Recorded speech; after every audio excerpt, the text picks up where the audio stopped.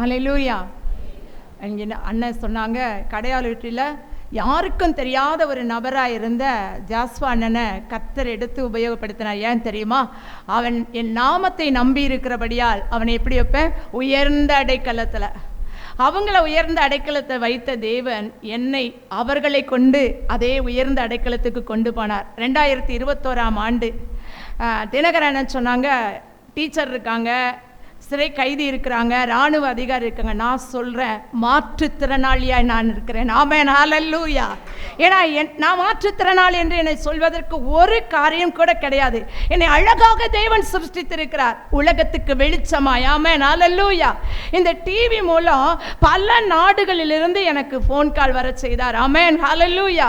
இந்த ஜாஸ்வா டிவி ஒரு சின்ன மனுஷனால, அவங்க சொன்னாங்க, நானும் இந்த இடத்துல சும்மா உட்கார்ந்துருந்தேன், என்னை கொண்டு தேவன் பயன்படுத்தினார், இந்த டிவியை ஆரம்பித்தார் என்று சொல்லி.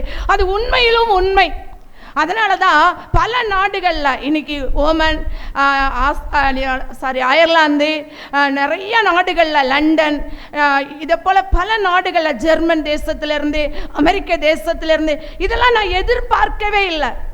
நான் நினைப்பேன், ஒரு சில நேரங்களில் நான் நினைக்கிறது உண்டு, அநேக நேரங்களில் நான் சிந்திக்கிறது உண்டு, நான் ஒருவேளை இந்த டிவியில் அறிமுகமாகாமல் என் கர்த்தர் என்னை தெரிந்து கொள்ளாமல் இருப்பார், ஆனால் எங்கோ ஒரு மூலையில் கண் தெரியாதவள் என்ற ஒரு பட்டத்தோடு கூட நான் இருந்திருப்பேன். ஆனால் என் தேவன் என்னை அப்படி விடவில்லை.